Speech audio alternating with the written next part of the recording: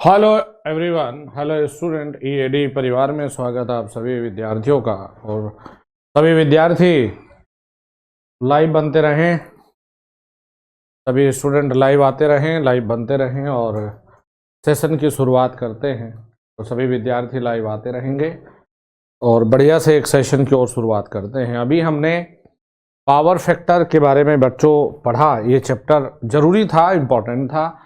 तो power factor के बारे में हमने सीखा जाना है। तो भी सोचा एक और क्लास लगाई जाए, क्योंकि उद्देश्य यही है यार। देखो, अपन के लाइफ में टीचिंग के अलावा कुछ सेकेंडरी ऑप्शन है नहीं, ना ही कुछ सेकेंडरी काम है। पढ़ाना है, पढ़ाना है और पढ़ाना है। तो अगर मेरे पास तो आधा घंटा भी रहता है तो मैं प्रयास करता हूँ कि यार उस आधे घंटे में भी टीचिंग से संबंधित कुछ चीज़ों को या तो पढ़े या बच्चों को पढ़ाए, कुछ ना कुछ काम करे। तो चलिए आइए विद्यार्थियों, शुरुआत करते हैं मेरे प्यारे बच्चों, शुरुआत करते हैं। और एक और चैप्टर है performance of transmission line. Performance of transmission line, ये भी एक ज्यादा बड़ा नहीं है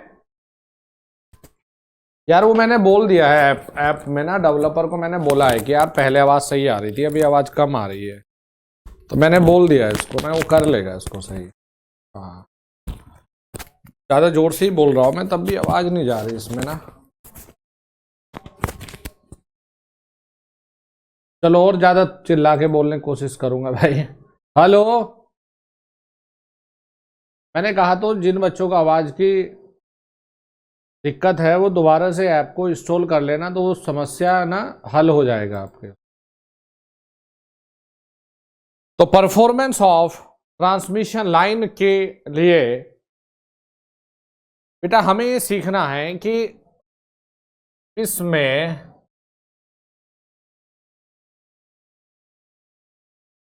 डिजाइन की गई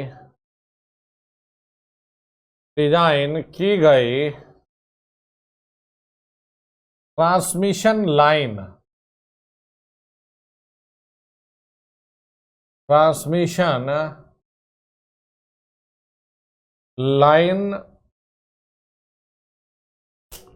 इसमें डिजाइन की गई ट्रांसमिशन लाइन की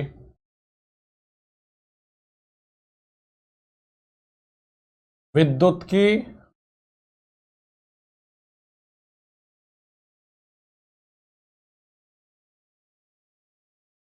परफॉर्मेंस या विद्युत की पैरामीटर के बारे में, विद्युत की पैरामीटर के बारे में जानकारी प्राप्त की जाती है, प्राप्त की जाती है। अच्छा जी, तो पहले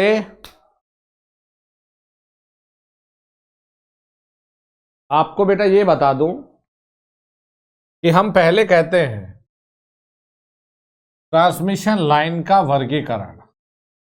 सबसे पहले चलेंगे हम लोग ट्रांसमिशन लाइन का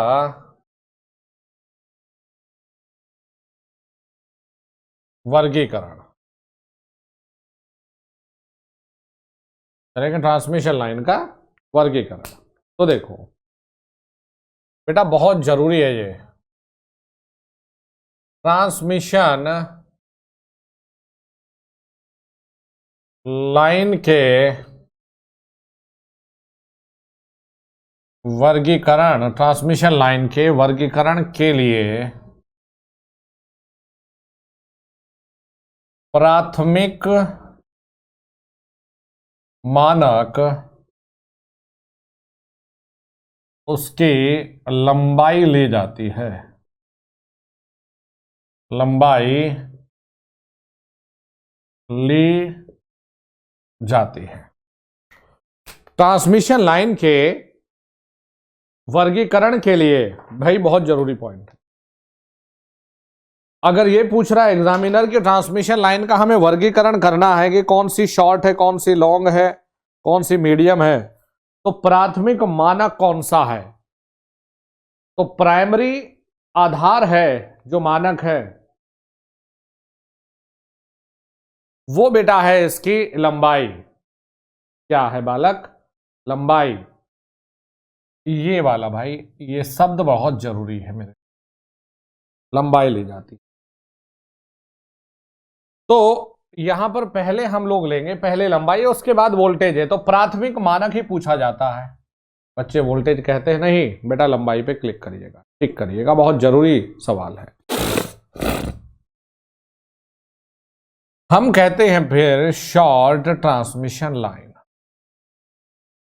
शॉर्ट ट्रांसमिशन लाइन। तो ये जो चीजें मैं लिख रहा हूं बेटा, ये सभी 50 हर्ट्ज के फ्रीक्वेंसी के लिए है।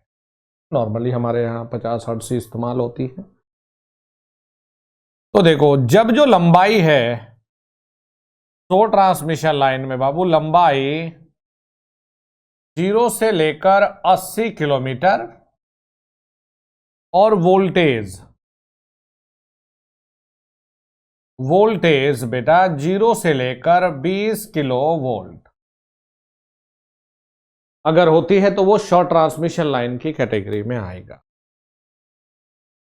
एक और होता है बेटा मीडियम ट्रांसमिशन लाइन, ये भी किसके लिए? 50 हर्ट्ज के लिए।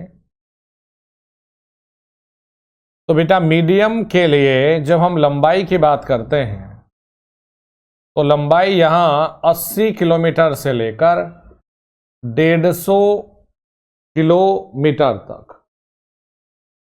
देखो एक चीज और बताना चाहूंगा कि ये जो डाटा हम लिख रहे हैं ना, इसमें 1-2 किलोमीटर किताबों के हिसाब से बदल दिया जाता है। कहीं पर 85 लिख दिया, तो आपको ये रेंज बस देखनी होती है। और भैया वोल्टेज है 20 केवी से लेकर 100 केवी तक। एक होती है भाई लॉन्ग ट्रांसमिशन लाइन, लंबी दूरी की ट्रांसमिशन लाइन, ये भी भैया 50 हर्ट्ज पर देखना है। तो भैया लंबाई, जब आपकी लंबाई, हमने क्या कहा, लंबाई 150 किलोमीटर से ज्यादा और जो वोल्टेज है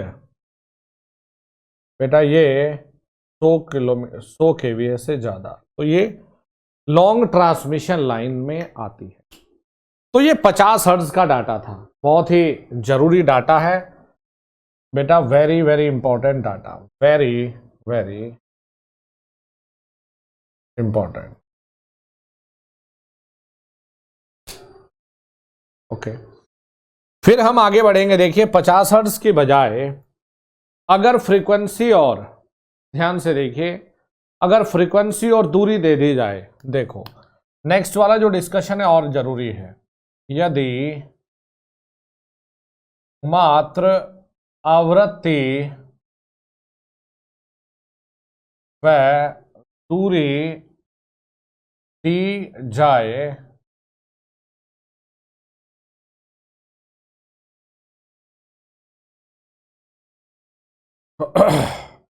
यदि मात्र आवृत्ति,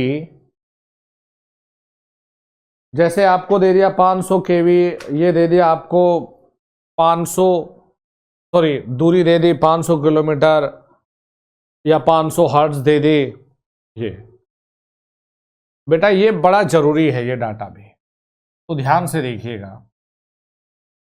यदि F और L की गुणा, यदि F और L की गुणा बेटा 4000 से कम आती हो, F का मतलब है मेरे बच्चों आवृत्ति, और L का मतलब है ट्रांसमिशन लाइन की लंबाई।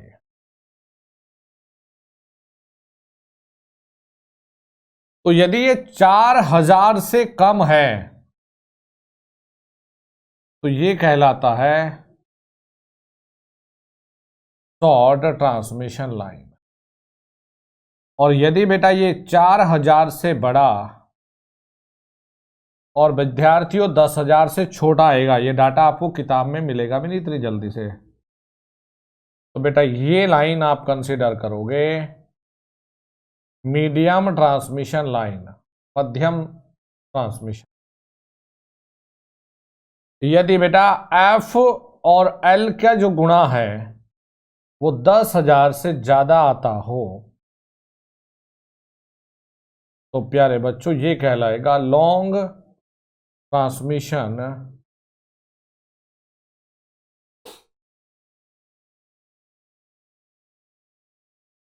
चलो सवाल देखते हैं। एक सवाल है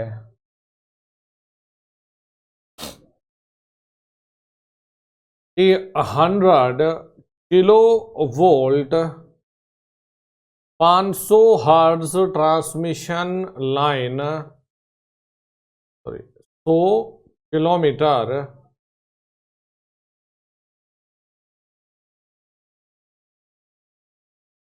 ट्रांसमिशन लाइन कहलाती है। आपको इसका टाइप बताना था, बताना जरा। तो बच्चे ने 100 किलोमीटर कहां से आएगा? अरे गुरुजी 100 किलोमीटर तो इसके आसपास था, तो भाई मीडियम कहा। लेकिन देखिए ये डाटा तो 50 हर्ट्ज के लिए था, आपको F इंटू एल करके देखना है कितना आता है। 500 गुणा 100 तो 0 0 0 0 और 5 कितना आया भाई? 10,000 से ज्यादा ही है। 10,000 से ज्यादा का मतलब है 50,000 आ गया। अरे भाई आ गया 50,000। तो यदि तुम भावनात्मक होकर सवाल का जवाब देते तो तुम देते ये, लेकिन बेटा 50,000 अगर आया है तो ये कहलाएगी long transmission line, long transmission line. ठीक है जी, कैसे करना है सवाल आपको बता दूं, इतनी जल्दी से ढूंढ लो, इधर उधर किताबों में ढूंढो भटको, इतनी जल्दी नहीं मिलेगा बेटा आपको। और मेरा यही प्रयास है कि इस कोर्स को बिल्कुल दिल से, कि दिल की गहराई से, एकदम आत्मा से डिजाइन करके दूं तुम्हें, ताकि तुम्हें रियल में मजा आए कि हाँ सर ये डाटा हमने बहुत सारी नई नई चीजें सीखी है सर। ये चलिए देखिए बेटा, एक होते हैं, देखिए एक होते हैं लंप्ड पैरामीटर, लंप्ड पैरामीटर। तो लंप्ड पैरामीटर को यह कहा जाता है, जो लंप्ड शब्द है, और एक है डिस्ट्रीब्यूटर बटा हुआ। लंप्ड मतलब एक साथ, डिस्ट्रीब्यूट मतलब बटा हुआ। तो लंप्ड पैरामीटर का मतलब यह है जब किसी भी इकाई या क्वांटिटी को, जब किसी भी क्वांटिटी को पूरी दूरी के लिए ज्ञात करके एक साथ बना दिया जाए,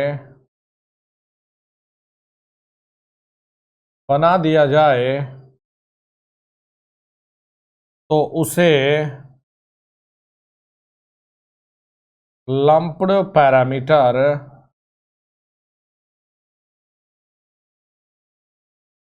कहते हैं, उसे लंप्ड पैरामीटर कहते हैं। जैसे मेरी बात सुनिएगा, आपको ये दिया है कि देखो भाई ये 1 ओम है, 1 ओम प्रतिरोध है 1 मीटर के लिए, फिर यहां पर 1 ओम प्रतिरोध है 1 मीटर के लिए, फिर भाई आपको 1 ओम प्रतिरोध है 1 मीटर के लिए। तो आप यहां अलग अलग ना बनाकर सीधे ये लिख दो कि भाई यहां पर आप ये भी तो कह सकते हैं कि भाई 3 ओम है इस पूरी लाइन का जो प्रतिरोध है वो 3 ओम है, ये भी तो कह सकते हो। तो ये लंप्ड है, अलग अलग को लिखने के बजाय एक साथ मेंशन कर दो, ये लंप्ड कहलाता है। तो एक लाइन ये लिखेंगे, और डिस्ट्रीब्यूटर का मतलब ये है, ये अलग अलग है लिखे हुए, ये कहलाएगा लंप्ड, और ये देखो अलग अलग बटे हुए हैं, ये कहलाएंगे डिस्ट्रीब्यूटेड। डिस्ट्रीब्यूटेड यानी कि फैले हुए, बटे हुए। तो एक शब्द लिखना है, क्या शब्द है? शॉर्ट व मीडियम ट्रांसमिशन लाइन के लिए हमेशा शॉर्ट व माध्यमिक यानी मीडियम ट्रांसमिशन लाइन के लिए हमेशा लंप्ड पैरामीटर लेकर ही हल करेंगे। लंप्ड पैरामीटर लेकर ही हल करेंगे, लंप्ड पैरामीटर लेकर ही हल करेंगे। जबकि विद्यार्थियों आपको बता दूं, यहां कहा गया है लॉन्ग ट्रांसमिशन लाइन के लिए हमेशा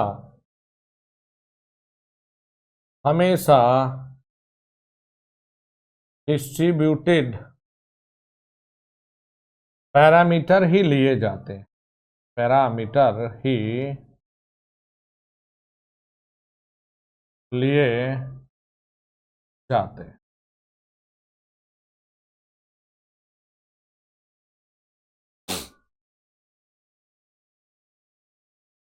भाई लिख लिया सभी ने?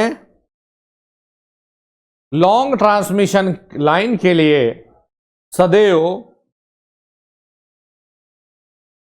जो पैरामीटर लेकर चलने हैं, वो पैरामीटर लेकर चलने हैं बेटा डिस्ट्रीब्यूटेड टाइप।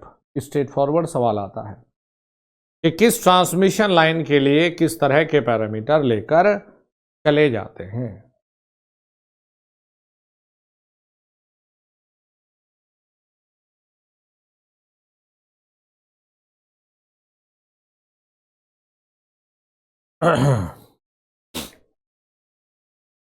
चलिए बच्चों नेक्स्ट।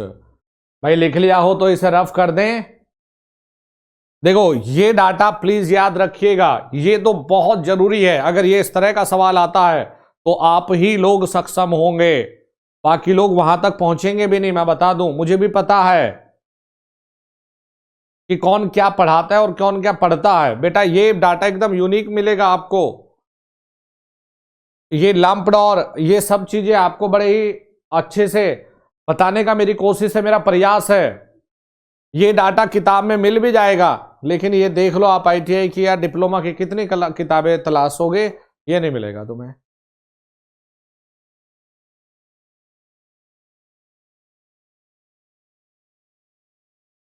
अब देखो बेटा आगे चलते हैं, आगे बढ़ेंगे यहां से।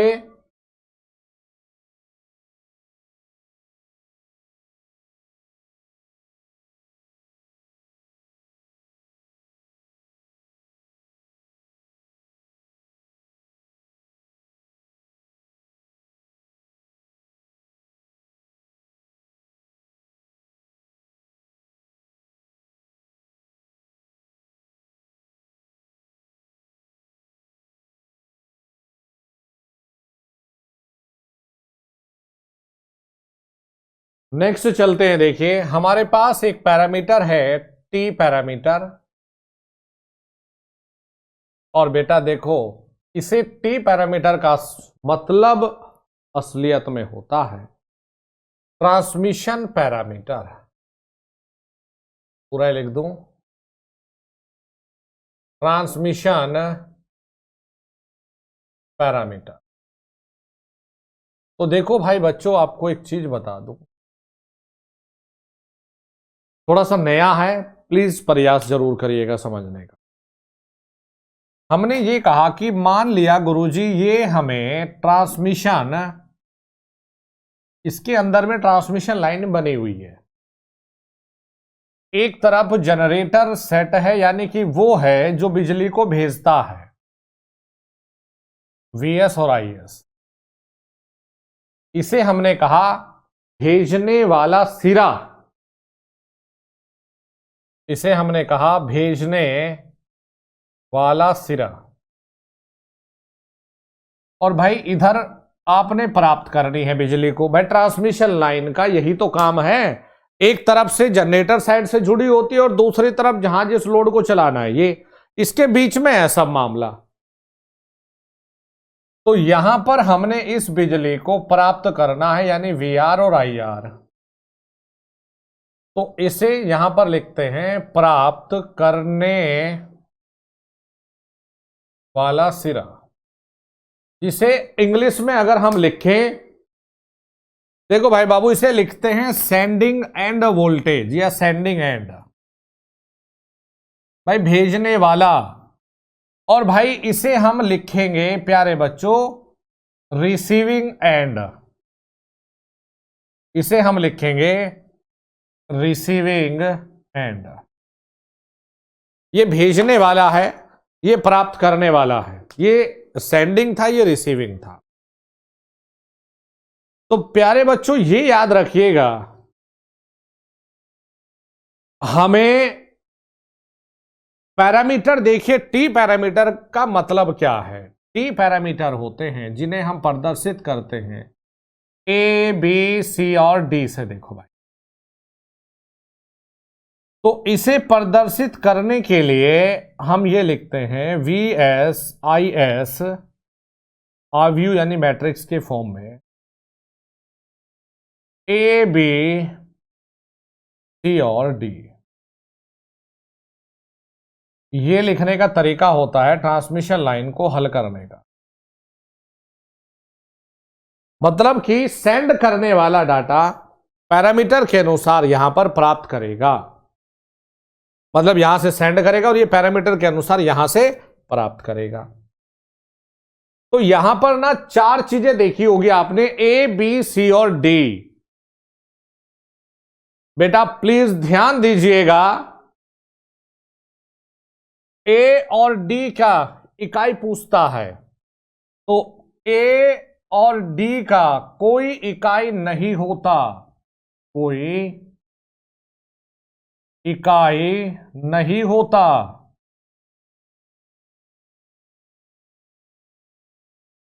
और बी का जो इकाई है वो बनता है ओम। आपको पूछ लेगा टी पैरामीटर में बी का इकाई क्या होगा, ओम। और सी का जो इकाई है ये होता है महो, सी का इकाई होता है मो। ठीक है जी। तो देखो 2 चीजें होती है कि ट्रांसमिशन लाइन आप जब ऑब्जेक्टिव लगाते हैं तो भाई ऑब्जेक्टिव में आप कुछ सवाल ऐसे देखते होंगे कि बताओ ट्रांसमिशन लाइन सिमेट्रिकल है या रेसिप्रोकल है, कि बताओ ट्रांसमिशन लाइन सिमेट्रिकल है। सिमेट्रिकल मतलब जिसके पैरामीटर एक समान हो, या रेसिप्रोकल है। तो देखो बेटा यहां मैं 2 चीजें जरूर अवश्य लिखना चाहूंगा।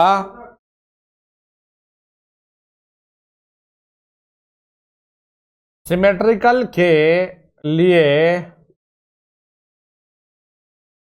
शर्त, तो सिमेट्रिकल के लिए जो शर्त है वो होनी चाहिए ए बराबर डी।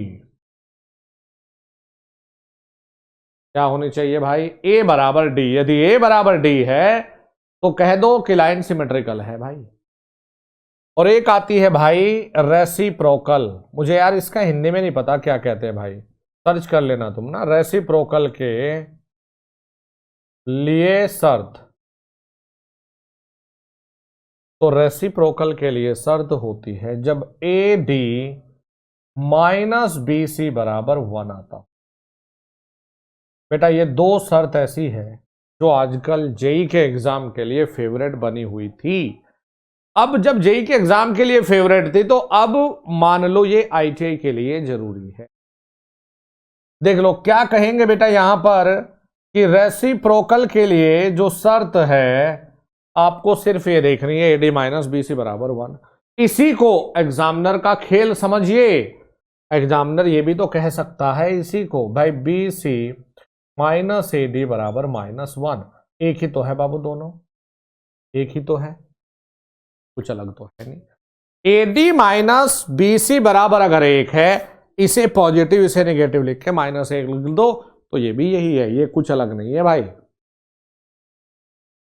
समझ में आया? यहां से देखो 4 ऑब्जेक्टिव है अभी जरूरी। A और D की इकाई बताओ, वेरी वेरी इंपॉर्टेंट। B का इकाई बताओ, बहुत जरूरी।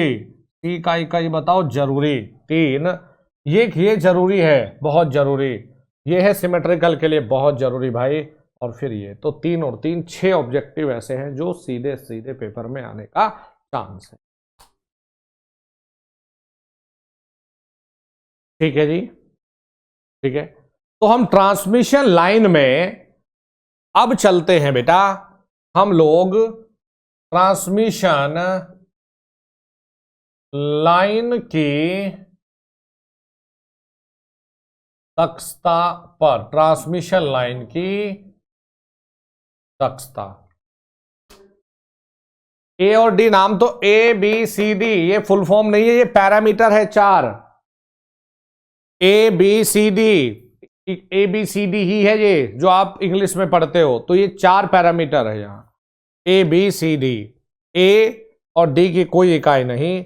B और C, B प्रदर्शित करेगा प्रतिरोध को और C प्रदर्शित करेगा मोह को।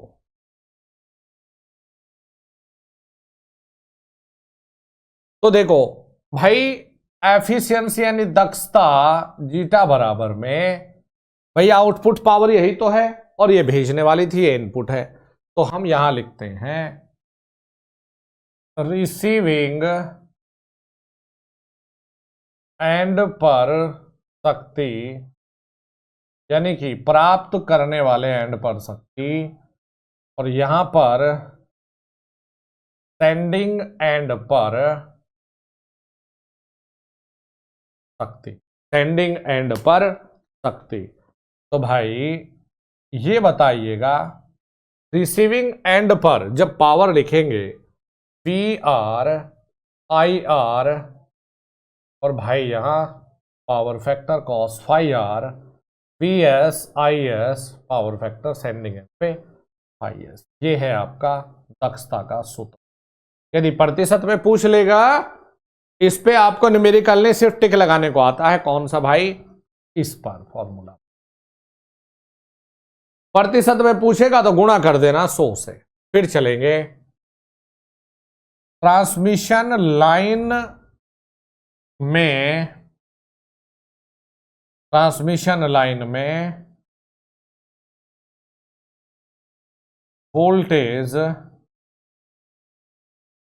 रेगुलेशन, ट्रांसमिशन लाइन में वोल्टेज रेगुलेशन। तो बेटा वोल्टेज रेगुलेशन के सूत्र पर डायरेक्ट टिक लगाने को आता है। देखिए क्या, वोल्टेज रेगुलेशन बराबर में सेंडिंग एंड वोल्टेज, या भाई सेंडिंग एंड पे क्या है VS, सीधे लिख लो बच्चों VS माइनस प्राप्त करता बटे में VR। प्रतिशत को देखोगे तो मेरे बच्चों गुणा कर दो 100 से। ये आता है यहां ट्रांसमिशन लाइन में voltage regulation.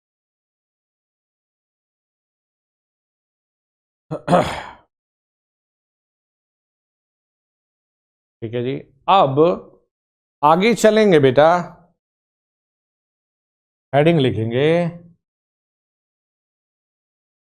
Short transmission line. अब देखते हैं इनके चित्र बना बना। तो शॉर्ट ट्रांसमिशन के लिए कैपेसिटेंस को नहीं लिया जाएगा। ये लाइन लिख लो आप, ये लाइन इसमें कहीं पर ब्रैकेट में आप जरूर जोड़ लें कि R या L सदैव जुड़ेंगे श्रेणी में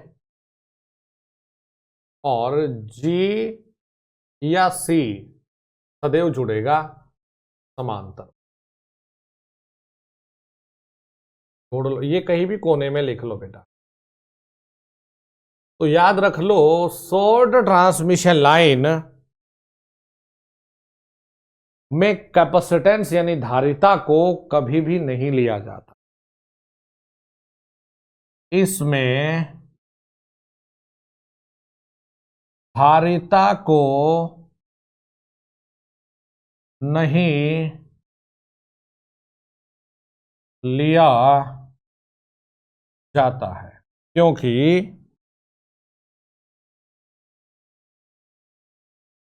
क्योंकि इसकी दूरी कम होती है, इसकी दूरी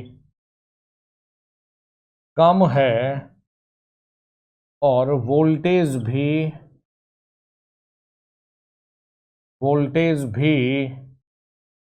कम है। इसकी दूरी बेटा कम है, वोल्टेज भी कम है। सुन लो, धारिता आपसे पूछा जाएगा कि निम्न में किस प्रकार की लाइन में कैपेसिटर यानी धारिता को नहीं लिया जाता, तो आप कहेंगे शॉर्ट ट्रांसमिशन लाइन, क्योंकि इसकी दूरी कम है और साथ में इसका वोल्टेज लेवल भी कम है।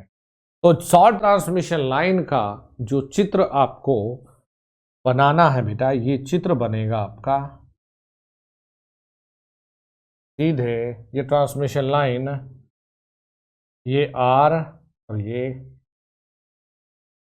अगर ये चित्र कहीं आपको दिखाई दे, ये प्राप्त करने वाली वोल्टेज है, ये प्राप्त करने वाला सिरा है और ये पावर को भेजने वाला सिरा है, और ये बेटा यहां प्रदर्शित कर रहे हैं ट्रांसमिशन। चित्र पहचानने को आता है। फिर नेक्स्ट चलेंगे विद्यार्थियों मीडियम ट्रांसमिशन लाइन पर। तो मीडियम ट्रांसमिशन लाइन पर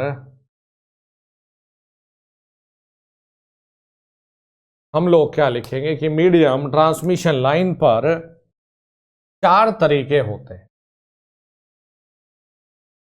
एक है मीडियम ट्रांसमिशन लाइन को बनाने का एक तरीका है,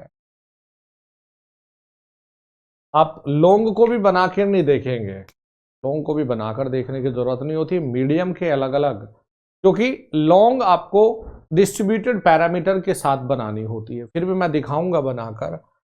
एक होता है बेटा सोर्स यानी कि भेजने वाले सिरे पर कैपेसिटेंस में, source and method, source and method. तो इसे देखिए हम कहते हैं, इसमें धारिता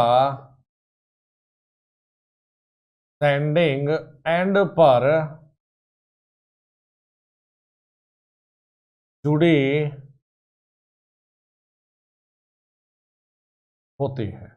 अच्छा जी, तो ये है बेटा Vs, ये बनाओगे Is, तो बेटा इसमें सेंडिंग एंड पर ही धारिता को जोड़ दोगे, बाकी लाइन ये रही, ये R हो गया, ये L यानी कि JX कर दिया, ये VR है और ये बेटा I पहचानने को आ गया। तो जिसमें इनपुट पर ही ये जुड़ा होगा,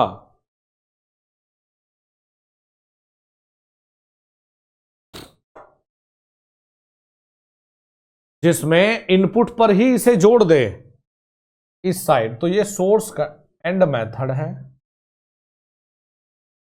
एक होता है load end method, load end विधि। तो इसमें धारिता को लोड साइड पर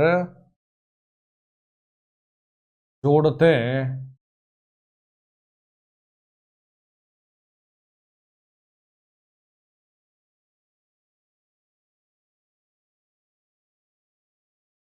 इसमें कहा लोड साइड पर जोड़ देंगे। बेटा यहां क्या है, आई आर, यहां आई एस है, और ये प्यारे बच्चों बी एस। ये है लोड एंड मेथड।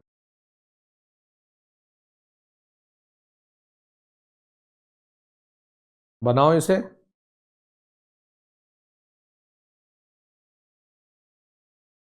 ये है लोड एंड मेथड।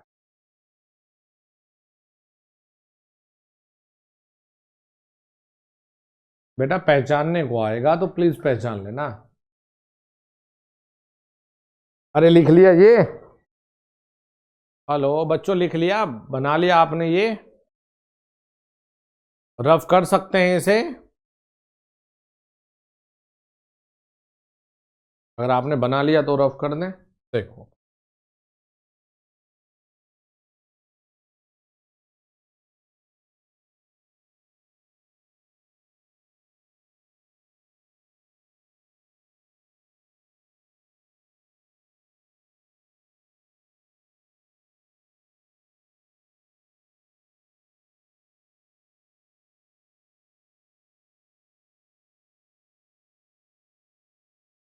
एक नेक्स्ट यही चल रहा है अभी, मीडियम ट्रांसमिशन लाइन।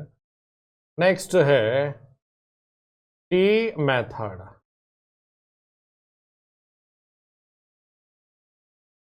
तो देखो इसे हम टी सेफ में बनाएंगे। इसमें जो कैपेसिटर है ये बीचों बीच जुड़ा होगा लाइन के, तो ये आर और एल को आधा आधा बांट देंगे।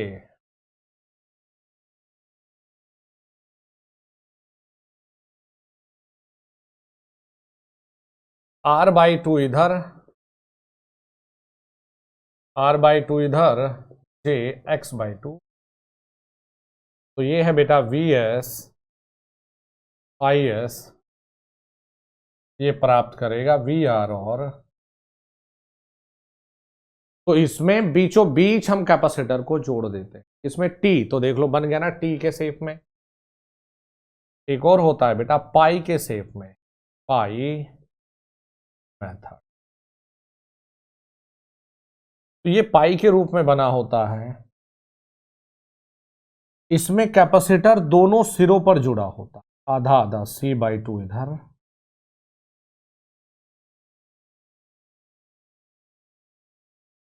और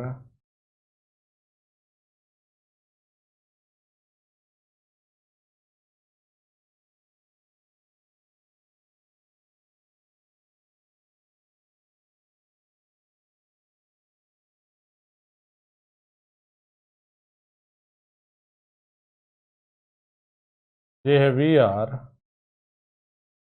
और ये बेटा आई आर। तो अगर ये पहचानने को आते हैं, जयंत जी बाकी लोग भी क्लास देख रहे हैं भाई, आप तो अभी देखने के लिए आप अपने अभी बोलना शुरू कर दिया, बाकी लोग तो सुबह से देख रहे हैं क्लास। बेटा कम आवाज आ रही, समझ नहीं आ रहा तो मत देखो। देखो अब मैं तो कुछ नहीं कर सकता ना, मैंने तो आपको कितनी बार ये कहा है भाई कि बोलेंगे, और मैंने बोल भी दिया तो वो लोग चेक करेंगे सही कर देंगे, उसमें कोई बड़ी बात थोड़ा ही है भाई, पढ़ने पे फोकस होना चाहिए। बनाओ इन्हें।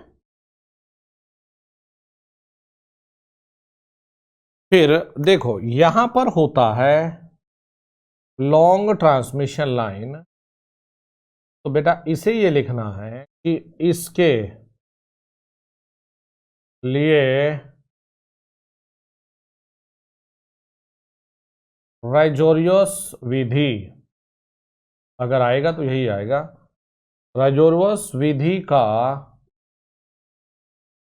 प्रयोग करते हैं।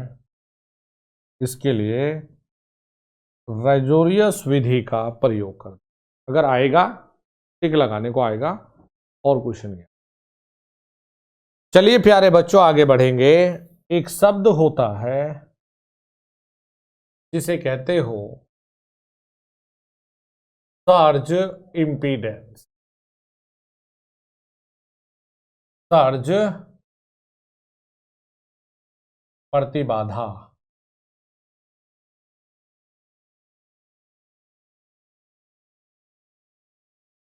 तो ये होता है ZS। क्या कहेंगे? ZS इकाई होती है ओम। भाई इसे हम लोग लिखते हैं कि यह लॉसलेस ट्रांसमिशन लाइन के लिए लिखा जाता। यह लॉसलेस यानी कि जिसमें हानि ना हो, इसे लॉसलेस ट्रांसमिशन लाइन के लिए लिखा जाता है। तो ZS बराबर में सूत्र होता है √L/C ओम। प्यारे बच्चों, यह ट्रांसमिशन लाइन की अल्टीमेट है। यह ट्रांसमिशन लाइन की लंबाई पर निर्भर नहीं करता। निर्भर नहीं करता। करता है क्या बताओ? नहीं करता। तो ट्रांसमिशन लाइन में चाहे वो 40 किलोमीटर दे या 50 या 2000 किलोमीटर के लिए पूछे, ये नहीं बदलता। इसकी इकाई है ओम। फिर देखिए, यह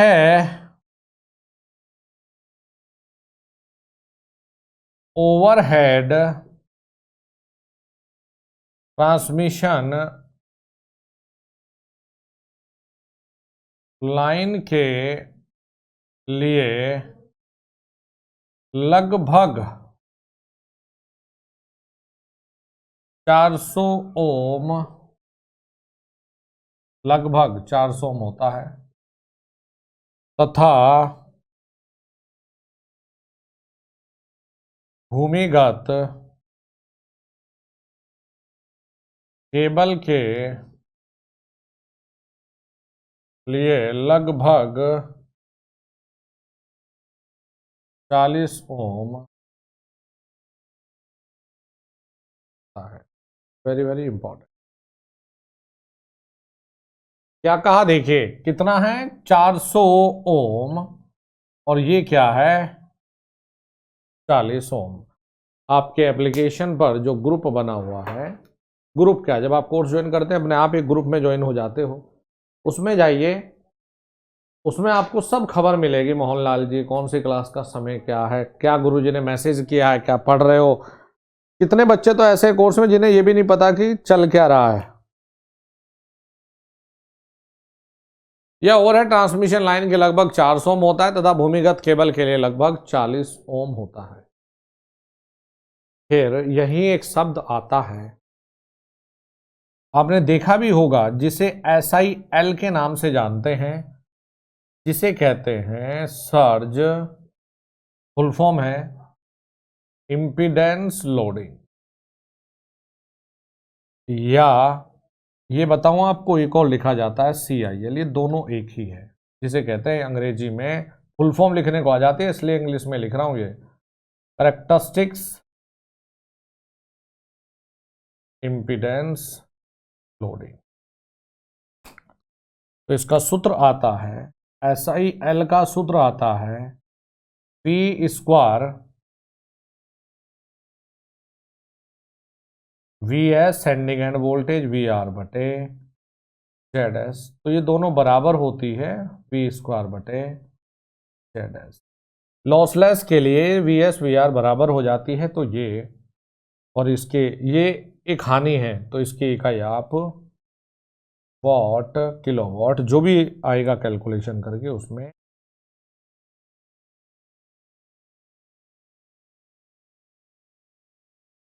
प्यारे बच्चों, एक और यहां पर आप पढ़ते हो जिसे कहते हैं फेरांटी इफेक्ट, जिसे कहते हैं फेरांटी इफेक्ट। तो हम ये कहते हैं जब ट्रांसमिशन लाइन पर कोई लोड ना हो या हल्का लोड हो, हल्का लोड हो तो अग्रगामी शक्ति गुणांक के कारण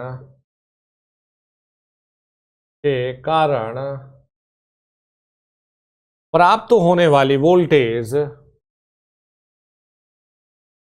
प्राप्त होने वाली वोल्टेज भेजे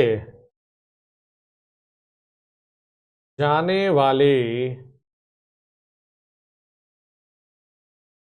वाली वोल्टेज से अधिक होती है, वोल्टेज से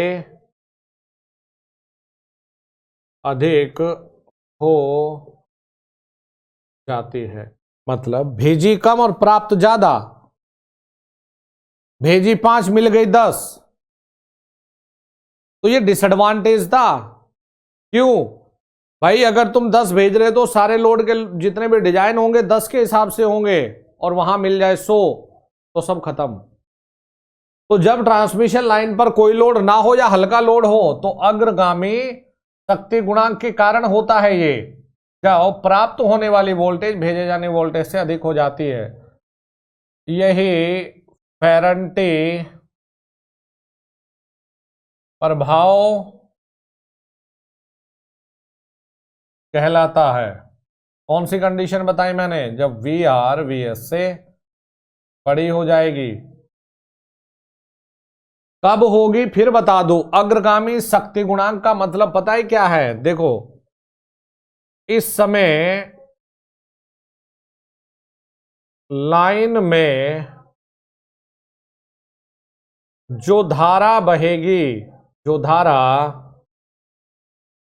बहेगी वह धारिता से बहती है, इसीलिए शक्ति गुणांक अग्रगामी होगा। शक्ति गुणांक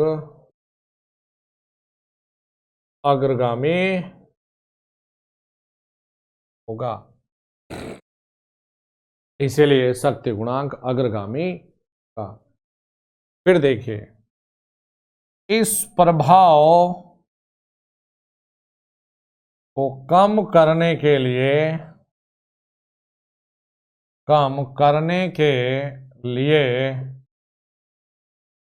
लोड साइड में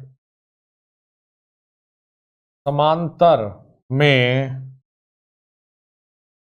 प्रेरकत्व को जोड़ दिया जाता है। ये है भैया फेरांटी इफेक्ट। ये भी पेपर में आता है, ये भी पेपर में आता है। तो हम कुछ छोड़ ही नहीं रहे भाई, हमने सब चीजें लिख के चल रहे हैं। हम तो अपना मजे में, हमें कोई जल्दी है ही नहीं भाई। जो टॉपिक है अपना, जितनी चीजें संभावनाएं अंदर से खोद के निकालते हैं भाई। यहां से कुछ संभावनाएं है तो ये भी लिखो, ये संभावना है तो ये भी लिखो। हमने इसलिए प्रॉक्सिमिटी इफेक्ट भी पढ़ा, स्किन इफेक्ट भी पढ़ा।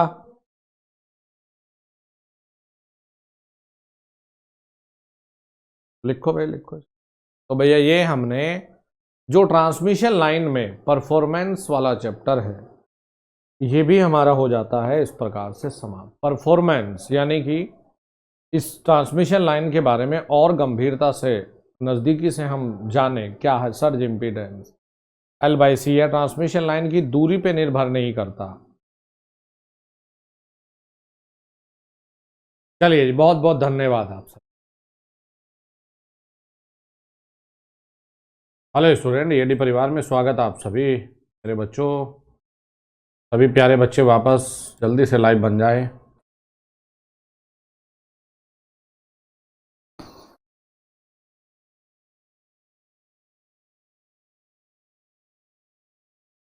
जल्दी से सभी विद्यार्थी लाइव बन जाएं।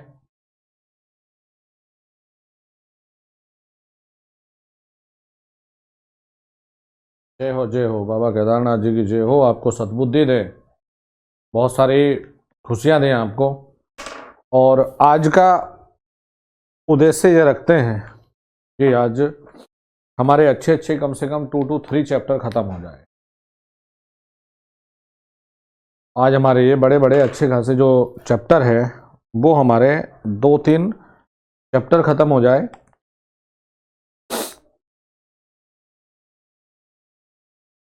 चलिए जी, आगे बढ़ते हैं। देखो यार, कोर्स वगैरह में कुछ अच्छा 22 साल के हो गए, चलो बधाई हो फिर।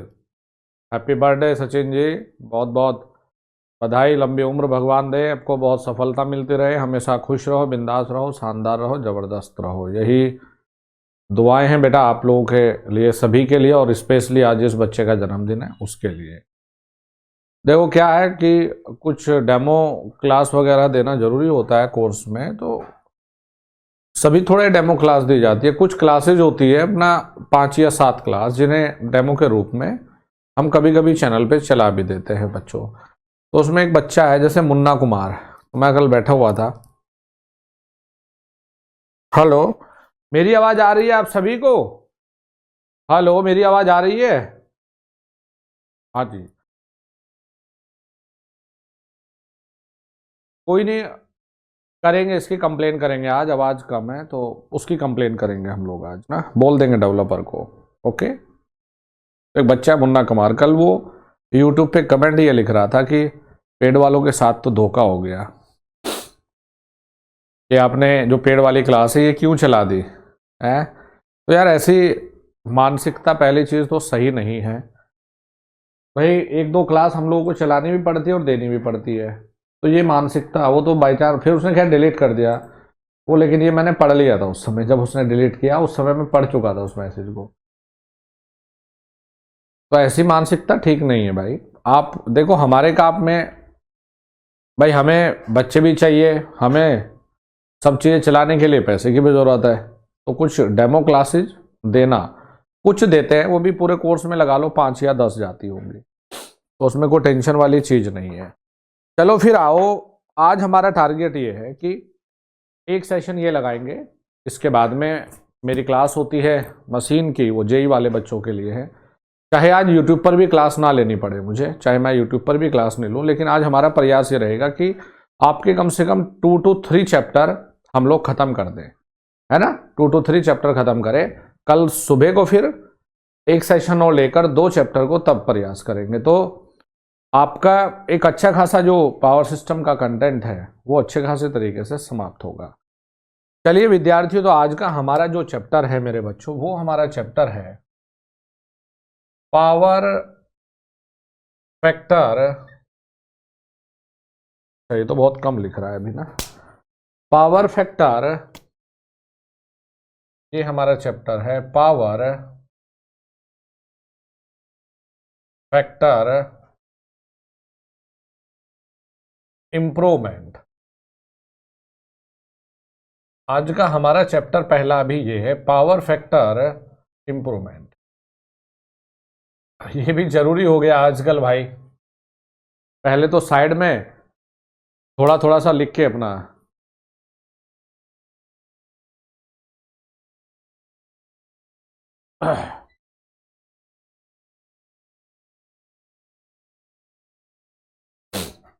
आवाज स्लो है। मैंने कहा तो कि इस क्लास के बाद में मैं बोल दूंगा डेवलपर को कि चेंज करेगा वो, तो आवाज स्लो को हम लोग कंप्लेन कर देंगे भाई। लेकिन अभी तो पढ़ लो, ऐसा नहीं है कि हेडफोन वोडफोन लगा लो, आवाज आ रही है, सुबह से मैं क्लास ले ही रहा हूं। तो देखिए बेटा, यहां पर है, तुम लोगों ने अपडेट नहीं किया होगा तो अपडेट कर लेना यार, शायद तब सही आ जाए। यहां पर आ जाइए बेटा, हम लोग चलेंगे पावर फैक्टर इंप्रूवमेंट। बड़ा ही शानदार चैप्टर है।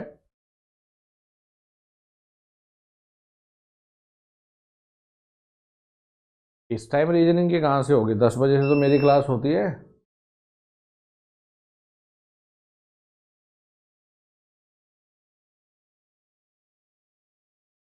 डेली ही होती है मेरी क्लास तो 10 बजे से। तो पावर फैक्टर इंप्रूवमेंट में बेटा सबसे पहले चलेंगे कि पावर फैक्टर यानी कि शक्ति गुणांक क्या है। बेटा पावर फैक्टर या शक्ति गुणांक क्या है? तो हम लोग लिखते हैं वोल्टेज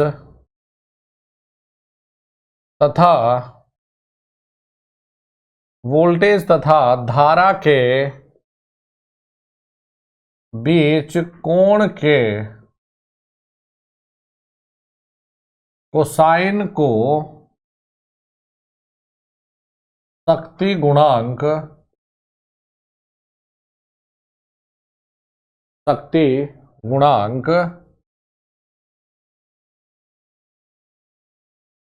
कहते हैं। वोल्टेज तथा धारा के बीच कोण के कोसाइन को शक्ति गुणांक कहते हैं। अच्छा, तो बेटा ये हमने लिया है मेरे प्यारे बच्चों वोल्टेज, ये लिया है हमने धारा। तो ये जो फाई है, जब हम लोग लिखेंगे कि शक्ति गुणांक क्या है, तो हम लोग लिखेंगे शक्ति गुणांक बराबर में कॉस फाई। ये लिखेंगे शक्ति गुणांक बराबर में कॉस फाई। अब ये ध्यान दीजिएगा, ये ध्यान देना है बेटा कि जो हम लोग ये शक्ति गुणांक लिखते हैं, आपको ये भी बताते हुए आगे बढ़ेंगे। हमने ऑलरेडी ये बेसिक में भी हम जिक्र किया करते हैं कि बेटा जब ये कुछ ऐसा दिया जाता हो, यानी वोल्टेज और करंट एक ही दिशा में, तो ये कहलाता है इकाई शक्ति गुणांक। इकाई शक्ति गुणांक। और जब बेटा ये कहा जाता है कि ये वोल्टेज है, ये करंट है, तो एंटी क्लॉकवाइज में जब धारा आगे होती है तो इसे कहा जाता है लीडिंग, यानी कि अग्रगामी शक्ति गुणांक। अग्रगामी शक्ति गुणांक। ये वोल्टेज है, तो इसे कहा जाता है यहां पश्चगामी। अब ये एंटी क्लॉकवाइज में पीछे क्या है? धारा। पश्चगामी शक्ति गुणांक क्या कहा जाता है बच्चों? पश्चगामी शक्ति गुणांक। फिर हम लोग ये चलते हैं अकॉर्डिंग किया। हाँ, ये हो गया। फिर हम लोग, अगर आपको याद हो तो हम एक चलते हैं प्रतिबाधा त्रिकोण पर। प्रतिबाधा यानी कि इम्पीडेंस ट्राइंगल। तो याद करिए, देखिए इम्पीडेंस ट्राइंगल में हमने एक लाइन खींची है जिसमें ये प्रतिरोध है, ये कहते हैं हम रिएक्टेंस एक्स, और याद करो बेटा इसे कहते हैं जेड। तो ये आर और जेड के बीच का कोण जो फाई है, अगर इसे भी हम कॉस कर ले तो ये भी शक्ति गुणांक है। तो यहां से हमें ये पता चलता है कि पावर फैक्टर हिंदी में जिसे आप लिखते हो शक्ति गुणांक, शक्ति गुणांक पावर फैक्टर बराबर में कॉस फाई। तो कॉस फाई है आधार बटे कारण, तो आधार यानी कि आर बटे जेड। अच्छा जी, एक हमारे पास में आता है बेटा शक्ति, यानी कि शक्ति त्रिकोण। शक्ति त्रिकोण को कहते हैं त्रिभुज। त्रिकोण मतलब हमारा मतलब है त्रिभुज से, जिसे हम कहते हैं पावर ट्राइंगल। अच्छा जी, ये बात है, हाँ जी, पावर ट्राइंगल। तो पावर ट्राइंगल में बेटा ये लाइन ये बताती है एक्टिव पावर को, सत्य पावर, जिसकी इकाई होती है वाट। एक आती है बेटा रिएक्टिव पावर। एक मिनट, हेलो,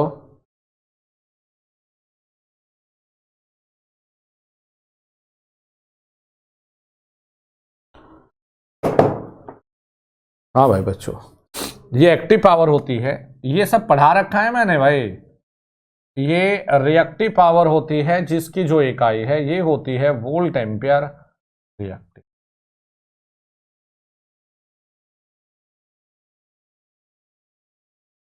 ये जो मिलता है इसे कहा जाता है अपरेंट पावर, जिसकी इकाई होती है वोल्ट और एम्पियर। तो ये कोण भी बनता है फाई। तो मेरे प्यारे बच्चों, यदि हम लोग जैसे इकाई वॉट को हम लिखने लगे कि बड़े लेवल पर बात कर रहे हैं तो किलो kVAR और ये kVA, तो यहां पर भी जो शक्ति गुणांक है कॉस फाई बराबर में आधार बटे कारण, तो हम क्या लिखेंगे, सत्य पावर यानी एक्टिव पावर अपॉन में अपरेंट पावर। तो यहां से हमें ये मिलता है, कुल मिलाकर ये भी लिख सकते हो किलोवाट अपॉन में केवीए। बेटा ये भी बहुत जरूरी सूत्र होता है। इसी प्रकार से मैं कहना चाहूंगा, यदि इस कोण का बेटा आप tan कर लें, इसी प्रकार यदि आप tan फाई चाहते हैं तो tan फाई होता है लंब अपॉन में आधार। क्या होता है, लंब अपॉन आधार, यानी कि रिएक्टिव शक्ति, रिएक्टिव पावर बटे में एक्टिव पावर।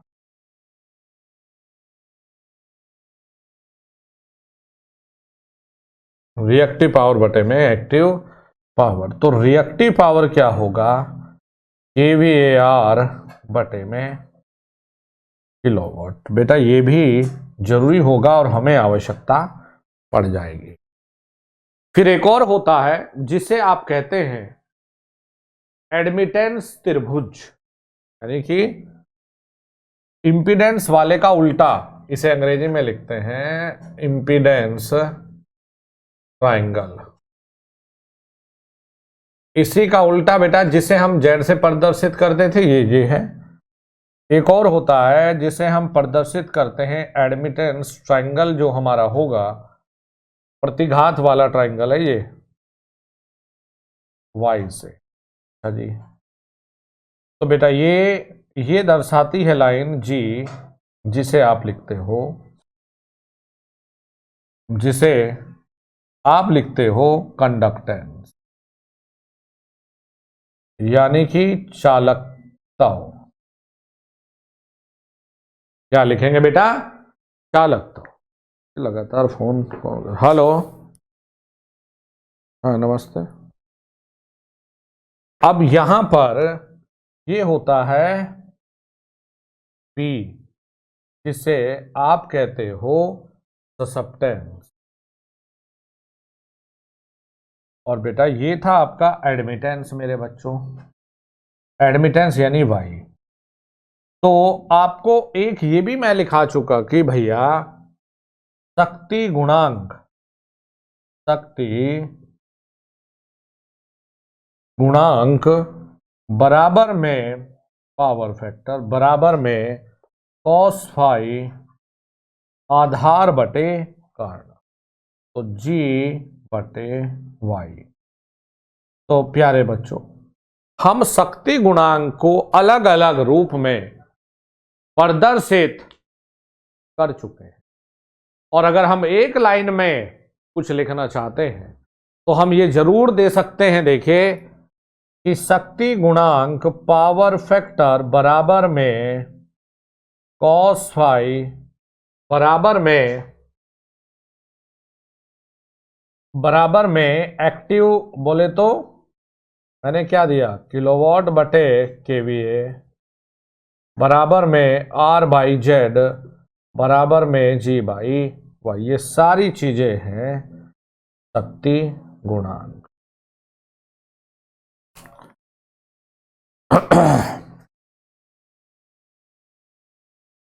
ये सारी चीजें बेटा शक्ति गुणांक।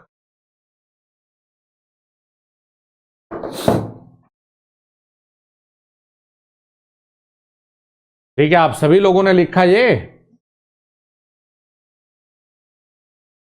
आप सभी लोगों ने बेटा लिखा ये, मेरे साथ साथ ही लिख लो, मैं बहुत धीरे से लिख रहा हूं इसे।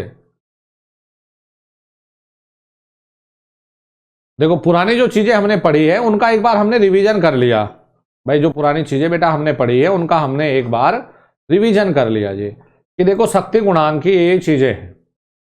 चलिए इसे रफ करते हैं और आगे बढ़ेंगे। आगे चलेंगे हम कि कम पावर फैक्टर के पहले नुकसान जानेंगे कि क्या क्या नुकसान है भाई। कम पावर फैक्टर के नुकसान, या फिर इसका उल्टा ये कह सकते हैं कि हाई पावर फैक्टर के फायदे। चॉइस तो आपकी है भाई, कम होगा तो नुकसान है और हाई होगा तो फायदे हैं। तो या तो लिख लो कम पावर फैक्टर के नुकसान, या लिख लो कि उच्च पावर फैक्टर के फायदे। दोनों का अर्थ तो वही है, दोनों का जो अर्थ है वो अर्थ वही है।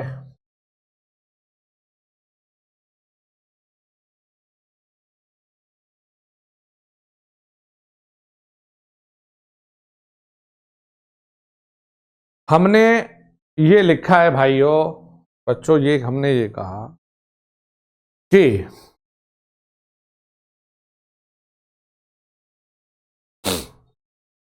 हम ये पढ़ रहे हैं कि कम पावर फैक्टर के नुकसान, हमें कम पावर फैक्टर के नुकसान पढ़ने हैं।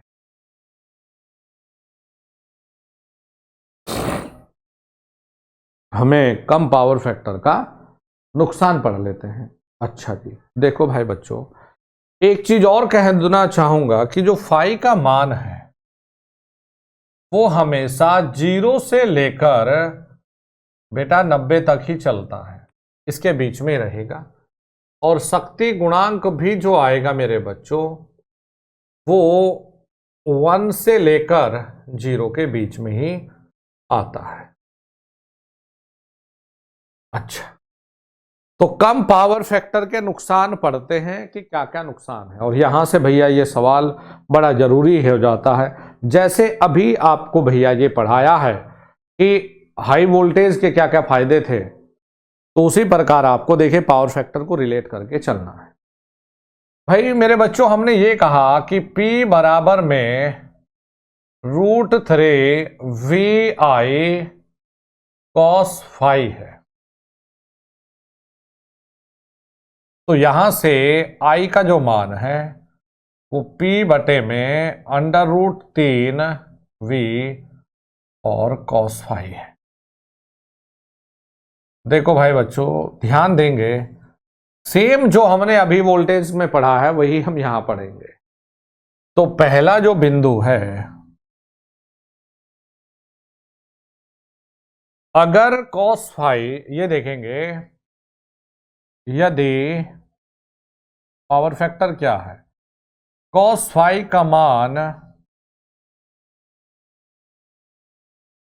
कम होगा तो I का मान अधिक होगा, I का मान अधिक होगा तथा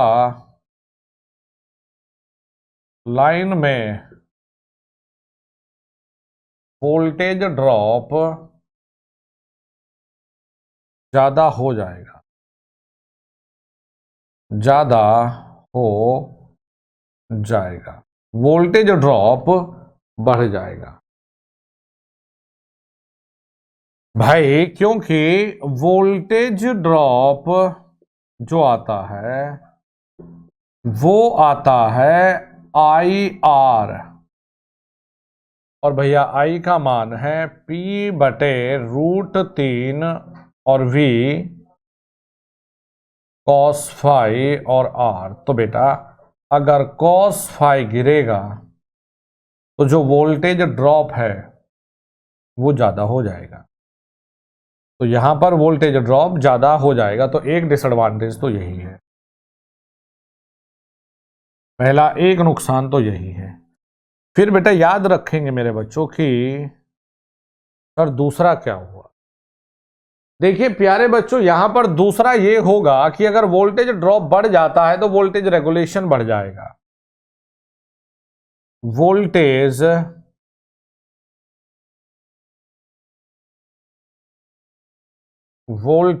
रेगुलेशन का मान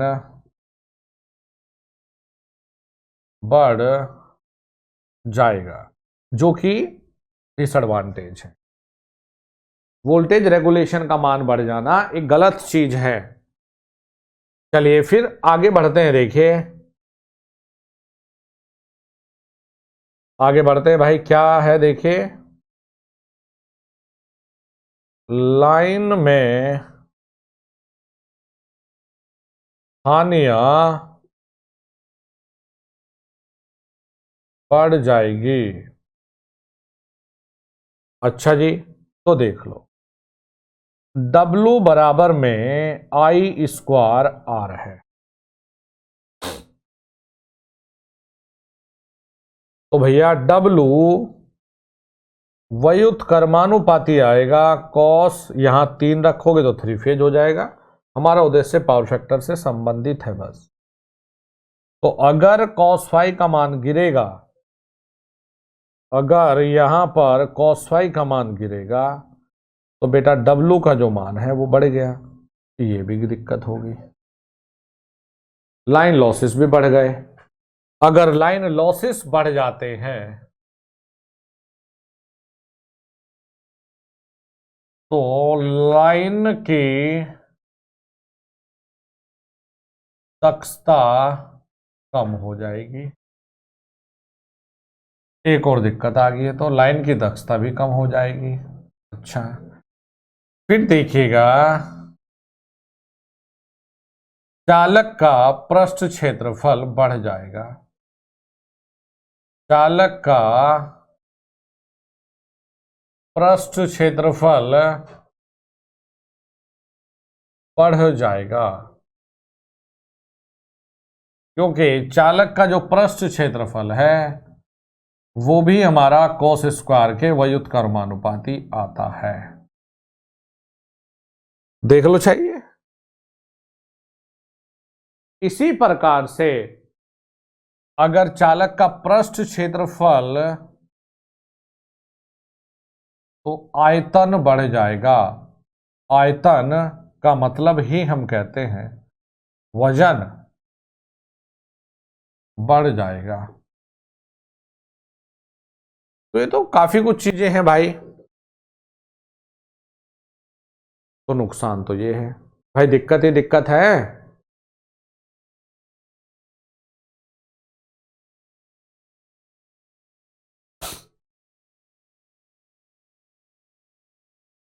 दिक्कत ही दिक्कत है, लेकिन आपने एक चीज महसूस की होगी। देखो बेटा, ये सेम हमने उसी प्रकार तो किया है जिस प्रकार से हमने वोल्टेज के लिए देखा था। प्लीज बताइए, हमने कुछ नया नहीं किया। इनमें से सवाल बन जाता है, हमने एज इट इज वही काम किया है जैसे वोल्टेज के लिए देखा था, लेकिन अब हमारा उद्देश्य वोल्टेज को देखना नहीं है, अब हमारा उद्देश्य था पावर फैक्टर के रिलेट करना, पावर फैक्टर को देखना, पावर फैक्टर को समझना। ठीक है।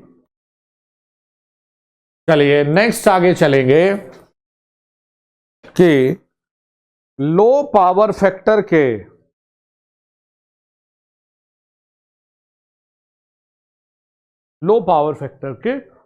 कारण क्या क्या है।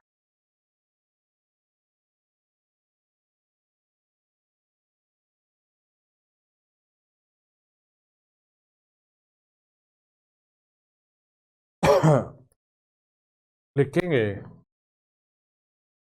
कम शक्ति गुणांक होने के मुख्य कारण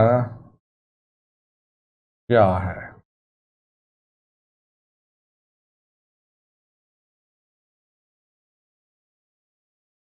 ये देखते हैं कि कम शक्ति गुणांक होने के मुख्य कारण क्या है या मुख्य कारक। तो बेटा एक होता है, देखिए बड़े जरूरी है यार दोस्तों, ये एक है थ्री फेज इंडक्शन मोटर व सिंगल फेज इंडक्शन मोटर। एक क्या है थ्री फेज, क्योंकि इंडस्ट्री में विद्यार्थियों, इंडस्ट्री में सबसे ज्यादा क्या चलता है, थ्री फेज इंडक्शन, या थ्री फेज सबसे ज्यादा इंडस्ट्री में अप्लाई होता है और घरों में सिंगल फेज। तो ये दोनों ही मोटर जिम्मेदार है एक तरह से लो पावर फैक्टर, क्योंकि इनका शक्ति गुणांक कम होता है, क्योंकि इनका शक्ति गुणांक नो लोड पर 0.2 0.3 तक होता है वह फुल लोड पर 0.8 के आसपास होता है। एक तो ये है, दूसरा है विद्युत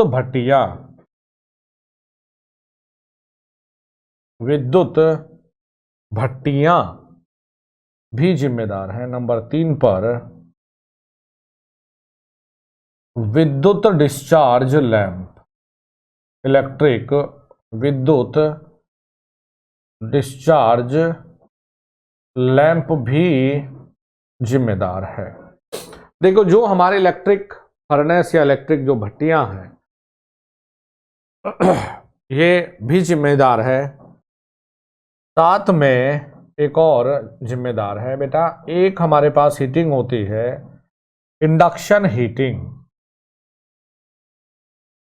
इंडक्शन हीटिंग भी जिम्मेदार है कम पावर फैक्टर के। तो ये मुख्य कारण है, मेन तो ये है।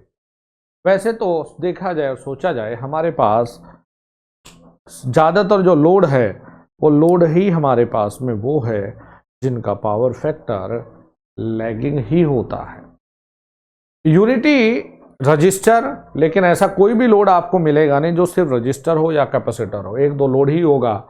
जैसे हम डाइलेक्ट्रिक हीटिंग की बात करते हैं तो डाइलेक्ट्रिक हीटिंग की प्रॉपर्टी हमारी लीडिंग वाली होती है, अन्यथा नहीं होती। तो मुख्यतः तो सभी जिम्मेदार है, लेकिन ज्यादा जो रोल प्ले कर रहे हैं ये है कम शक्ति गुणांक होने के जो मुख्य कारक है या जो कारण है ये थे।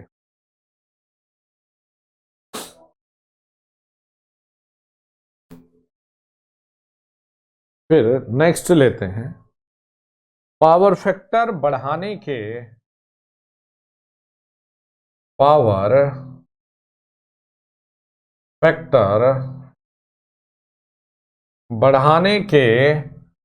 तरीके। तो पावर फैक्टर बढ़ाने के जो तरीके हैं बच्चों, ये कुछ तरीके होते हैं। एक होता है हमारे पास में इनमें से स्टैटिक कैपेसिटर, एक तरीका है स्टैटिक कैपेसिटर, जो कि हम ज्यादातर इस्तेमाल करते हैं। तो हम कहते हैं कि लोड साइड पर समांतर में कैपेसिटर बैंक जोड़ने पर शक्ति गुणांक बढ़ जाता है। दूसरा होता है सिंक्रोनस मोटर। तो सिंक्रोनस मोटर है बेटा कौन सा? आप कहते हो कि जब सिंक्रोनस मोटर को ओवर एक्साइटेड मोड में चलाया जाता है, इसमें सिंक्रोनस मोटर को ओवर एक्साइटेड मोड में चलाते हैं तथा मोटर की शाफ्ट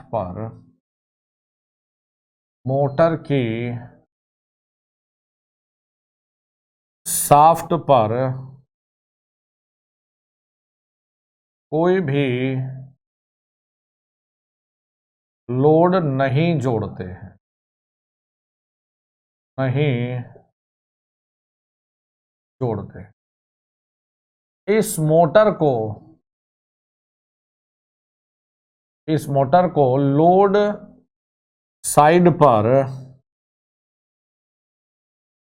समांतर में जोड़ने पर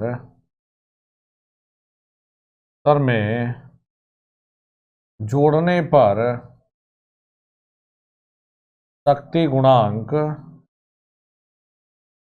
बढ़ जाता है। फिर इसी में लिखेंगे, इसमें लिखना है यह ओवर वोल्टेज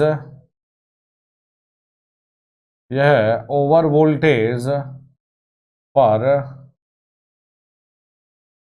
खराब हो जाता है। यह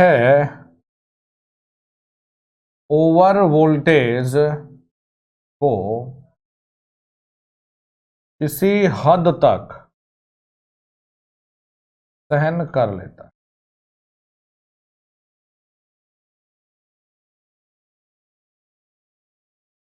एक और होता है जिसे हम लिखते हैं फेज एडवांसर। यह जो फेज एडवांसर है, यह सिर्फ काम करता है स्पेशली इंडक्शन मोटर के लिए। एक और है फेज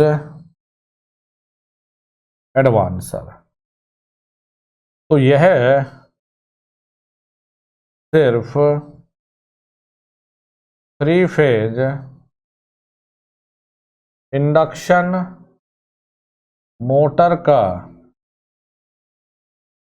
शक्ति गुणांक बढ़ाने का कार्य करता है। मैंने कहा ना, मेरे साथ साथ लिखते रहो, इन्हें याद भी हो जाएंगे यार, इतने मुश्किल नहीं है भाई।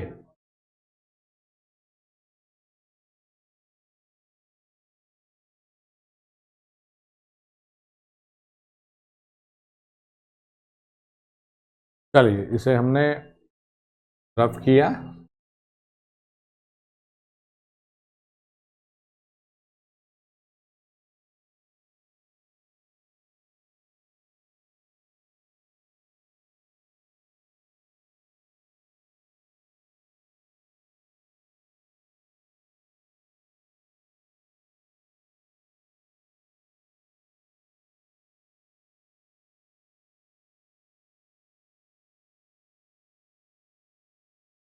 अब देखो, अगर आपको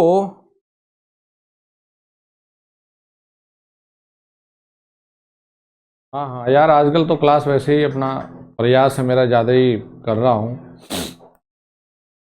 सारा ही ख़त्म करवा दूंगा भाई। ख़त्म नहीं करवाऊंगा और मज़े से आपको बारीकी से चीज़ें समझाऊंगा, सिर्फ ख़त्म नहीं कराऊंगा। देखो भाई दोस्तों, हमने ये लिया है, ये वोल्टेज है। अच्छा जी, पहले मान लिया ये है किलोवाट। हम्म, पहले ये किलोवाट है और ये जो एंगल है ये भाई हमें φ1 दिया गया है। हमेशा याद रखिएगा कि पावर फैक्टर घटाने और बढ़ाने से, लिखो इसे भी, इसमें बच्चों को बहुत डाउट रहता है। कैसे? देखिए, पावर फैक्टर, देखो कुछ बच्चे वैज्ञानिक के तौर पर सोचते हैं, आंसर गलत करते हैं। पावर फैक्टर घटाने या बढ़ाने से एक्टिव पावर, एक्टिव पावर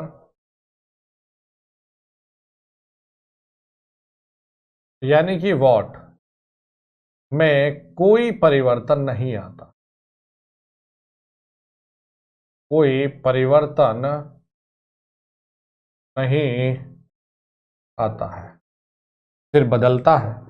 कुछ बच्चे पता है क्या कहते हैं, अरे गुरुजी तुम पागल हो गए, वी आई कॉस फाई होता है, ये बदलेगा तो बदलेगा नहीं। क्योंकि उनको ना या तो आधी चीज सिखाई जाती है, बाबू जिस रेशियो में ये बढ़ता है उसी रेशियो में आई घट जाता है। तो आई कॉस फाई हमेशा जो होता है वो अनचेंज रहता है। अभी आऊंगा देखो इस बिंदु पर भी। तो ये यहां पर है भैया केवीए 1 स्थिति में, और देखो यहां से ये O है, ये A है, ये B है। तो A से B ये बता रहा है kVAR और 1, पहले रिएक्टिव पावर ये है। आपने पावर फैक्टर बढ़ा दिया, पावर फैक्टर बढ़ने का तात्पर्य होता है इस कोण के घट जाने से। तो अब पावर फैक्टर आपने ये बढ़ा दिया। अच्छा भाई ठीक है, तो अब ये बिंदु ले लिया C, तो अब A से C तक जो रिएक्टिव पावर है वो है kVAR 2।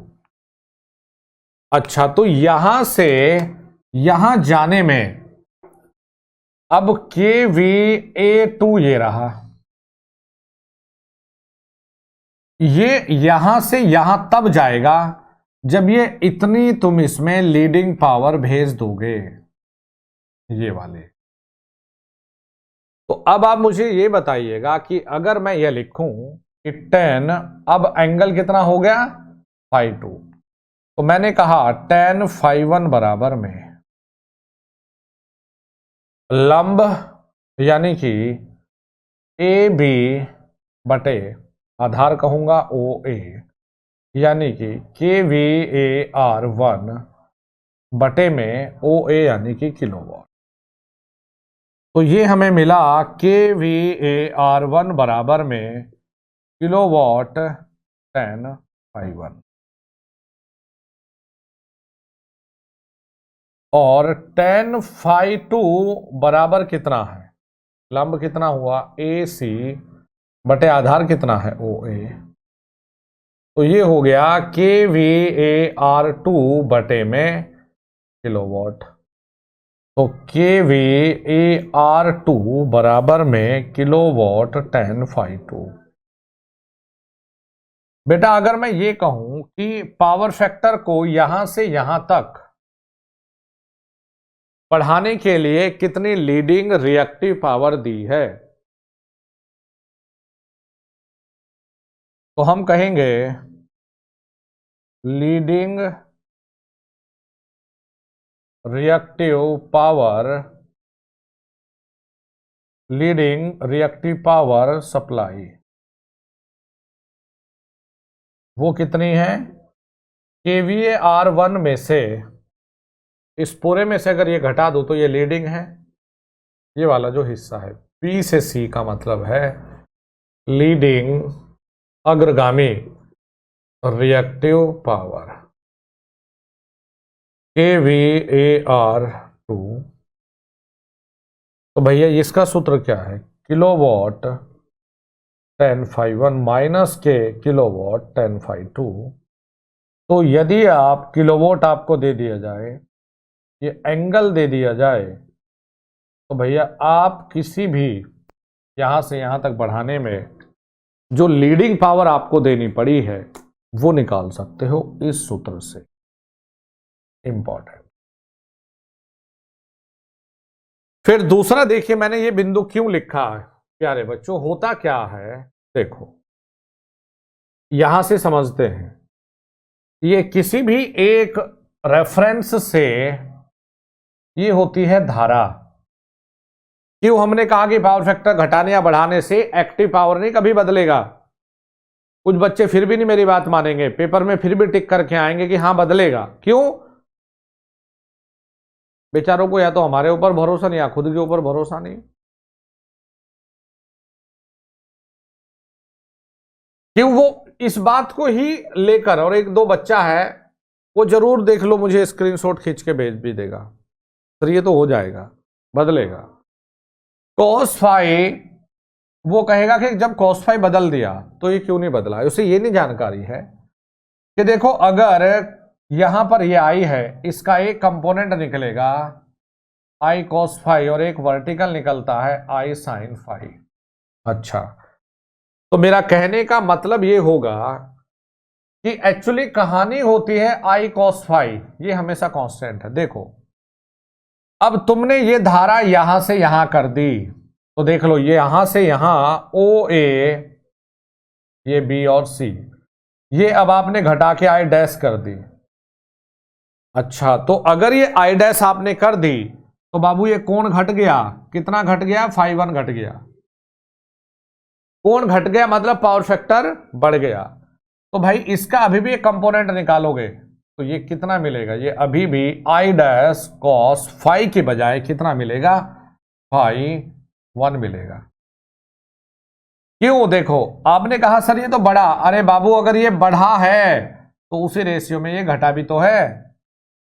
यानी कुल मिलाकर ये समझ सकते हैं कि आई पहले 5 है और ये भैया कितना था, 0.2 था। ठीक है जी, तो कितना मिल रहा है हमें, 5 दूनी 10, 1 मिल रहा है। ठीक है, अब आपने अगर इसको घटा दिया तो 1 लाने के लिए आपने कहा इसे 1 है, तो आपको ये बढ़ाना पड़ेगा कितना, 1 तक, तो तब भी 1 ही रहेगा। तो ये चेंज नहीं होगा। इसके बाद भी कोई बच्चा नहीं सुने तो फिर सुन लो, अगर तुम और धारा घटा दोगे यहां से यहां तक, घटा दी तो तुमने डबल डैश, लेकिन ऐसा ही तुमने कोण भी घटाया, और कोण घटने का मतलब पावर फैक्टर बढ़ना है, इसका भी हॉरिजॉन्टल कंपोनेंट निकालोगे तो क्षैतिज एक्सिस पर component I double dash cos φ2।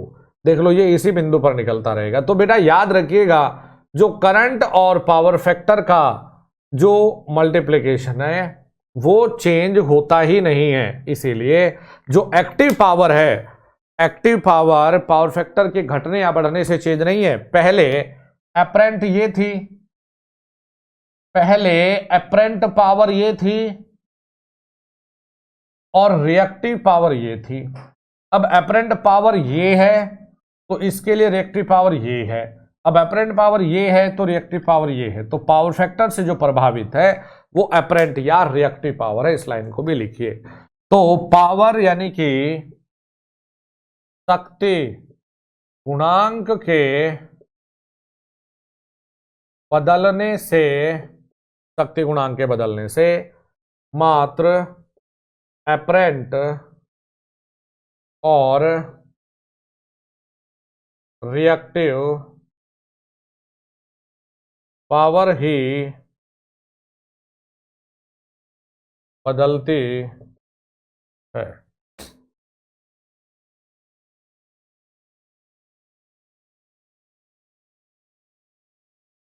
रखो जी भाई से।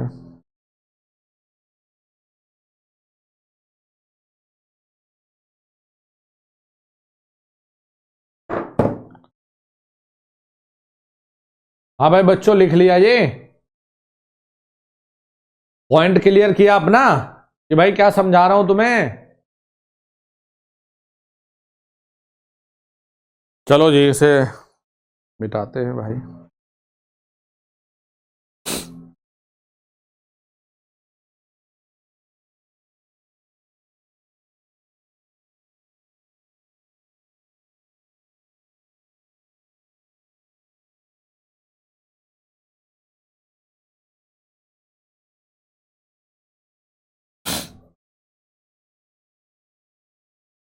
देखो एक चीज को और दिखा दूं मैं,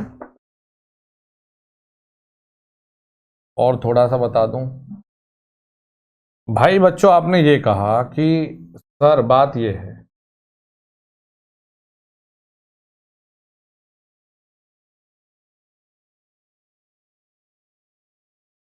हाँ भाई दोस्तों जरा देखना है। आपने कहा सर ये आई है, ये फाई है, और ये हो गया आई कॉस फाई। तो अभी पावर फैक्टर क्या है, फाई के हिसाब से चल रहा है। तो अगर बेटा इसका रिएक्टिव पावर मैं निकालने लगूं तो भाई रिएक्टिव पावर तो ये है, जितनी ये है इतनी तो ये है, ये ओ है, ये ए है, ये बी है और ये सी है। तो अभी ओ से लेकर ए तक आई साइन फाई है, टोटल रिएक्टिव ये है। देखा मैंने कहा नहीं था, 1 घंटा हो गया एक्सप्लेन कर रहा हूं, लेकिन ओम प्रकाश जी को बहुत सारी कि सर रिएक्टिव पावर क्यों नहीं बदलती, ये ट्रू वैल्यू क्यों नहीं बदलती। भाई तब से यही तो समझा रहा हूं, तब से कहां था दिमाग, यही तो बता रहा हूं तब से। और मैंने ये भी कहा था कि जो भयंकर एडवांस सोचेगा उसको कुछ पल्ले भी नहीं पड़ेगा। बनाकर दिखाया भाई चित्र। बाकी यार बाबू तेरी मर्जी, बदलने पे ठीक कर लेना, मैं तो बोल दिया ना नहीं बदल रहा, बना के भी दिखाया, अभी फिर बता रहा हूं भाई। भाई ये रेशियो हमेशा स्थिर रहेगा, ये नहीं बदलता, मल्टीप्लीकेशन आई कॉस फाइव। तो जिस रेशियो में कॉस फाइव बढ़ेगा उसी के हिसाब से करंट कम होता चला जाता है। तो जो ये मल्टीप्लीकेशन है ये हमेशा कांस्टेंट रहेगा, इसीलिए एक्टिव पावर नहीं बदलती, नहीं बदलती।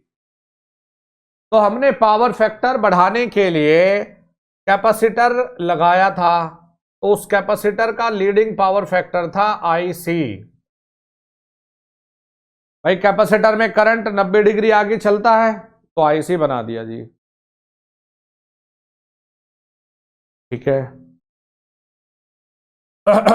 तो ये आईसी करते ही, यानी कि जब आईसी के बराबर ये करंट आ जाएगा, ये आईसी है यहां डी, ये ले लो डी, तो बी से डी का मतलब है बेटा किसके बराबर, आईसी के बराबर। तो अब पावर फैक्टर जैसे ही हमने बढ़ाने के लिए कैपेसिटर लगाया, जब करंट आईसी गया तो अब करंट आई डैश हो गया, अब करंट आई डैश हो गया। और अब रिएक्टिव पावर थी भाई, देखो रिएक्टिव कंटेंट था इसका, ये क्या था जी, ये ले लो डी, ये ले लिया ई। तो अब देखो भाई ये कोण कितना बन गया, ये बन गया जी फाई, पहले फाई 1 था, फाई 2 है, पहले है फाई 1 और अब करेंगे फाई 2। तो बेटा इसका एक कंपोनेंट यहां जो जाएगा I2 cos फाई 2, यही तो काटेगा, देख लो। तो बताओ ये पॉइंट बदल गया क्या, नहीं ये वही है। इसके बाद में एक कंपोनेंट इसका यहां आ गया जिसे आप कहेंगे आई डैश साइन फाई 2। तो अगर चित्र देखने से तुम्हें पता चले तो तुम ये कह सकते हो कि भाई सी से लेकर बी तक, सी से लेकर बी तक आई साइन फाई 1 है, और यहां सी से डी तक ये आई डैश साइन फाई 2 है। तो आप यहां से बी डी निकाल सकते, पी डी बराबर में PC माइनस के DC, यानी IC बराबर में ये निकाल सकते हो I sine phi 1 minus I dash sine phi 2, ये निकाल सकते हो। तो आपको बेटा ये IC का मान पता चल जाएगा कि कितना IC देना पड़ेगा पावर फैक्टर को किसी एक लेवल से दूसरे लेवल तक बढ़ाने के लिए। तो IC का मान होगा I साइन फाई 1 माइनस के I डैश साइन फाई 2। दोनों तरफ ये ध्यान रखिए कि ये नहीं बदलेगा। फिर से लिखा रहा हूं, एक्टिव शक्ति नहीं बदलेगा, नहीं बदलेगा। तो ये था भैया आपका पावर फैक्टर इंप्रूवमेंट वाला चैप्टर, ये हो गया हमारा पूरा। मैंने कहा था ना अब छोटे छोटे चैप्टर है इसमें, जो बड़े थे वो मैकेनिकल डिजाइन और ये थे, अब छोटे छोटे चैप्टर हैं। इसको अब तक पढ़ लेना, फिर अभी मुलाकात करूंगा तो ग्रुप में आपको मैसेज छोड़ता हूं अभी। धन्यवाद भाई सभी का।